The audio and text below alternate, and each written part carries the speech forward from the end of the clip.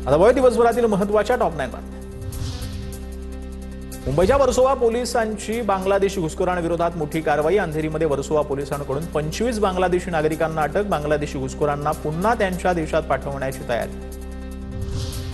पंकजा मुंडेंचा माजी स्वीय सहाय्यक अनंत गर्जेचा जामीन मंजूर। आथर रोड तुरुंगातून अनंत गर्जेची जामिनावर सुटका। पत्नी गौरी गर्जे आत्महत्या प्रकरणामध्ये अनंत गर्जेला जामीन।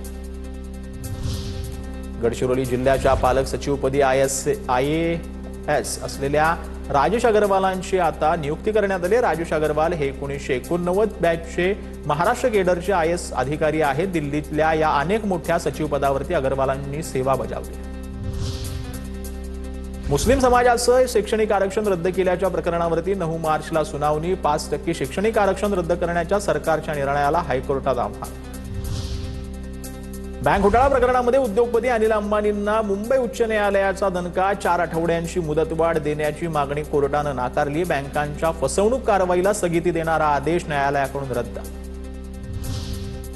पुरंदर विमानतळासंदर्भात मोठी माहिती समोर। भूसंपादन केलेल्या शेतकऱ्यांना 15 दिवसात मोबदला मिळणार। 3000 कोटींचं कर्ज भूसंपादनासाठी मंजूर। विमानतळांसाठी 3000 एकर जमीन संपादित केली जाणार। पैठणमध्ये नाथषष्ठी या उत्सवासाठी आता गोदावरीचं पात्र कोरडं होता सोनं शोधण्यासाठी नागरिकांची झुंबड उडाली आहे। विधीवेळी अर्पण केलेले दागिने आणि अस्थि विसर्जनातील सोन्याच्या आशेनं नदीपात्रामध्ये शोध मोहीम सुरू आहे।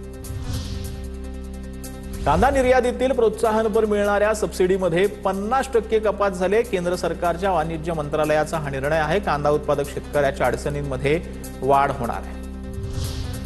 जळगावमध्ये सोन्याच्या दरामध्ये मोठी वाढ झाली आहे। गेल्या 24 तासात सोनं 1400 रुपयांनी महागलं आहे, तर सोन्याचे दर जीएसटीसह 1,64,338 रुपयांवरती पोहोचलेले आहेत, तर चांदीचे दर मात्र स्थिर आहेत।